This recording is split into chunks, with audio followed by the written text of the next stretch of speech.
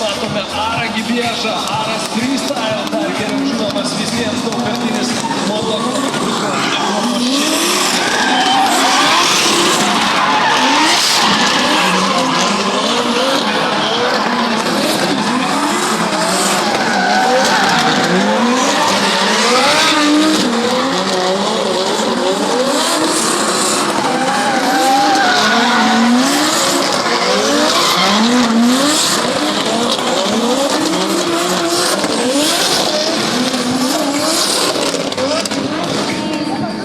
Europos sugrįžę čia mes galime ir toliau fantastiškus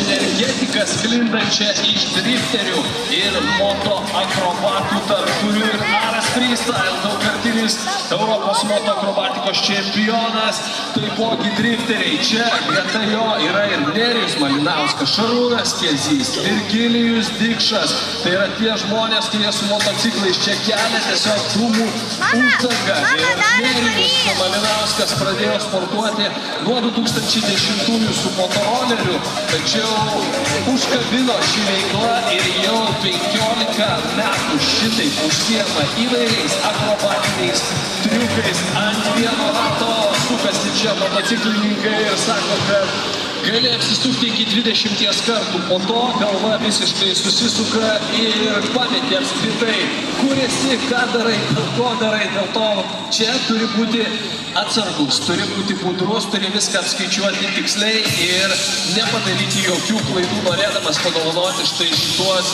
triukus. Ir mes matome, kaip suvienijo su drifteriais Stunt komandos motociklininkai jėgas. Ir šiandien čia mes matom ir Red Bull Drift Brothers, ir broliai Ivanovai. Ir visą tai dabar jie iš pradžių pasirodė čia atskirai, pademonstravo savo talentus, savo sugebėjimus, nušlifuotus, atidirbtus, bet turi progą dabar pademonstruoti, ką gali geriausio kartu su kolegomis, kurie yra ant motociklų. Ir tai yra renginys, kurio taip paprastai kažkur kitur eilinę dieną tikrai nepamatysi. Tai yra tie vaizdai, kurie įeis į istoriją. Klaipėda to dar niekada nematė. Lietuva jau seniai laukė tokio renginio ir visa tai yra puošmena. Tai yra formulės magija atvykusios čia į Lietuvą ir tai yra bendras Red Bull visos komandos čia darbas trasoje. Tai yra Klaipėdos gatvės virtusios trasa ir štai toks renginys. Žiūrovai tiesiog negali nuleisti savo telefonų iš rankų, jie girdi tą garsą, jie jaučia padangų kvapą ir mėgaujasi reginiu, nori jį įamžinti ir tiesiog pasidalinti tuo su visu pasauliu. O čia Stunt Rideriai, matome, bando paprašyti žiūrovų palaikymo. Drifteriai užlipę, nori ovacijų. Tokios publikos tu niekada nepamatysi niekur kitur. Išskyrus čia Red Bull Showrun renginyje. Tiek daug žmonių.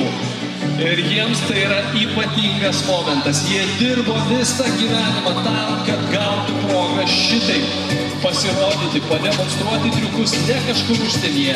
Daug kalbėjau šiandien apie tai, kad jie skina titulus Amerikoje, Jungtiniuose Arabų Emiratuose, tarptautinėje arenoje, bet jie labiausiai nori jaustis geriausiai čia Lietuvoje ir nori čia viską pademonstruoti. O dabar, ponios ir ponai, jūsų dėmesiui dar vienas įspūdingas, nematytas renginys. Nematytas iki šios dienos, iki šio renginio Scania BMX ir Scania Chimera pasirodymas. Ir štai kaip BMX meistrai juda rampa juda, yra greitis.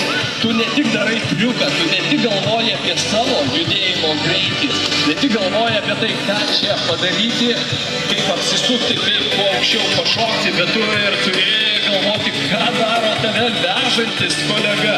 Tai yra sunkvežimiai, Scanijos sunkvežimiai, vairuojantis vairuotojas ir reikia būti labai atsargiam. Wow, štai koks vaizdas. 1 kilometro ilgio trasa ir jeigu turi laisvą plotą, žinoma, gali šitai parodyti savo sugebėjimus visiems žiūrovams Klaipėdos gatvėse.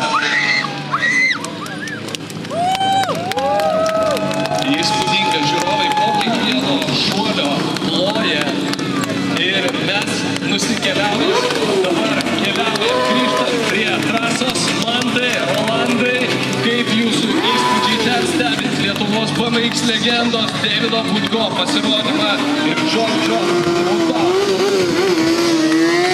Kolega pasikeitęs. Mantai, viskas atrodė vietoj, ruošinės vaisiais būdėti,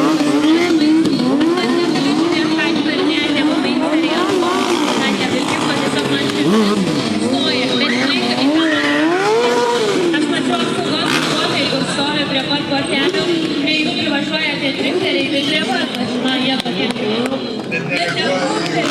Profesionalai.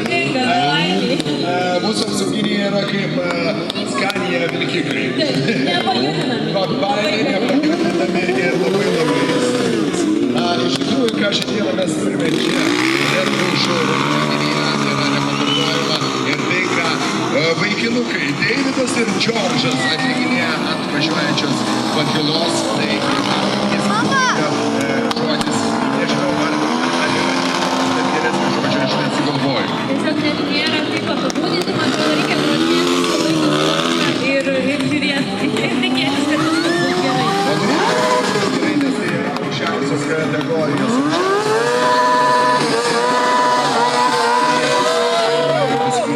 Tik tai tam, kad džiugintų save ir džiugintų kitus. Na, o dar įspūdingesnis dalykas, kad Aras Freestyle ir Stunt Rideriai važiuoja ant vieno rato kartu šalia prie Scania vilkiko. Šiaip kalbėjau su Deividu Butko, jisai pasakojo, kad tai yra tikrai labai sudėtingas uždavinys, nes juda rampa ir pučia vėjas. Ir taip pat tai yra labai nelygus, nebūtinai labai nelygus kelias, bet tai yra judanti rampa ir ne viskas gali pavykti, tai reikalauja didelio meistriškumo. 2 savaitės vien šitam triukui sėdėjo ir grindino, kaip mes sakome, komikai BMX-eriai. Ar tu žinai, kad su žaliu dviračiu yra klaipėdietis? Ne, iš Palangos Deividas yra. Ai, nu gerai vis tiek. Bet iš Pajūrio! Tai padarom Pajūris triukšmą! Palaikom savo kraštietį! Taip, ir mūsų Graikijos žvaigždė, vienas geriausių BMX-erių pasaulyje, visai neseniai vėl cirkuliavo internete ir visose platformose jo atliktas triukas. Tai yra Red Bull atletas George, kuris padarė didžiausią hyperloopą, rekordinį hyperloopą. Hyperloopas tai yra mirties kilpa tunelyje, va taip galima pasakyti.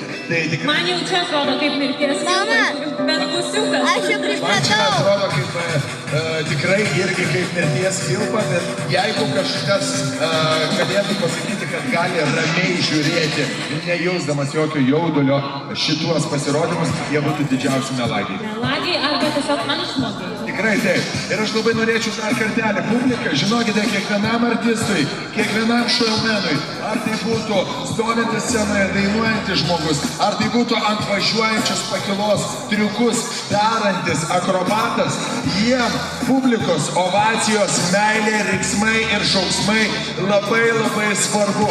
Būtent dėl jo jie tą ir daro, todėl būkite geri. Dar kartelį visi. George ir David padaro audringų aplodismentų.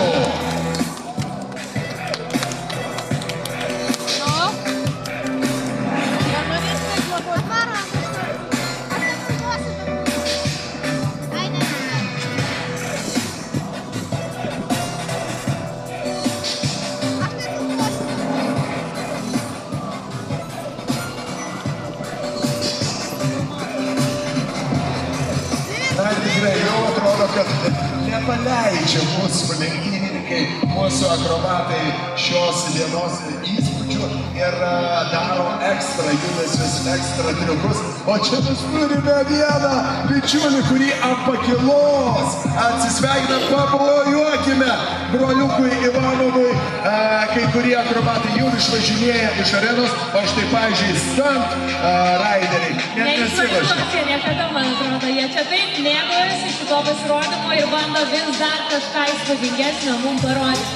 O turint omenyje, kad jie yra ne vieni šioje trasoje, čia taip pat važinėjasi ir Scania Vilkikas, o jie taip pat čia atlikinėja triukus. Na, tai yra mažų mažiausia įspūdinga, nesuvokiama ir stebuklinga. Tai, ką mums pavyko pamatyti savomis akimis, pasakosim savo vaikams ir anūkams tikriausiai. Tikrai aš tikiu, kad visi klaipėdiečiai skleis žodį ir visi miesto svečiai grįžę pasakos ir lauks dar kartą, kad būtų kažkas panašaus jų mieste. Tai tikrai įspūdinga. O dabar, ponios ir ponai, dar kartelį paplojame mūsų akrobatą.